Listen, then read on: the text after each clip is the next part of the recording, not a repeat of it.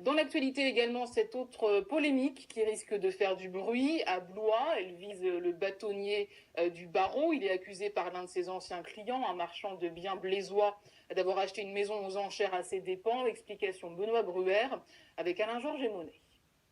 Il y a quelques jours, Maître Vinet était sur le perron du tribunal de Blois pour défendre l'aide juridictionnelle. Mais depuis les révélations de la Nouvelle République, le bâtonnier serait-il le principal artisan d'une affaire d'escroquerie ?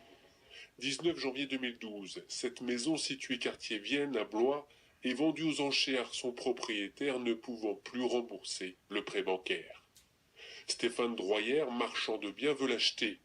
C'est son avocat, maître Damien Vinet, qui porte les enchères pour son compte. Stéphane Droyer a prévu de mettre 96 000 € maximum, mais la vente lui échappe pour seulement 1 000 €. La maison est finalement vendue à une société civile pour 97 000 €.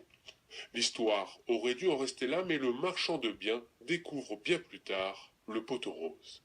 Je consulte souvent, même tous les jours, le site Le Bon Coin, et j'ai découvert par hasard la photo de la maison que je souhaitais acquérir avec Maître Vinet, et j'ai donc cliqué sur l'annonce.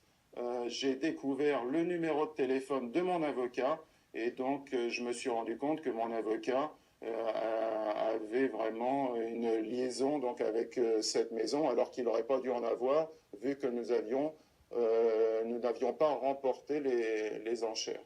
Son propre avocat a donc acheté ce bien via une société civile dont il possédait 50% des parts. Depuis, Stéphane Droyer se bat. Il a rejoint un collectif de personnes spoliées par les ventes aux enchères de biens immobiliers.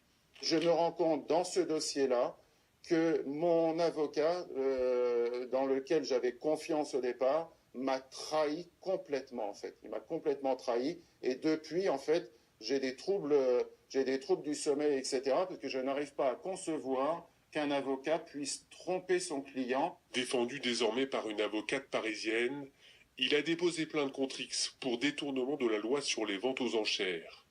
Sera-t-elle recevable ? C'est au procureur de Blois, Frédéric Chevalier, d'en décider.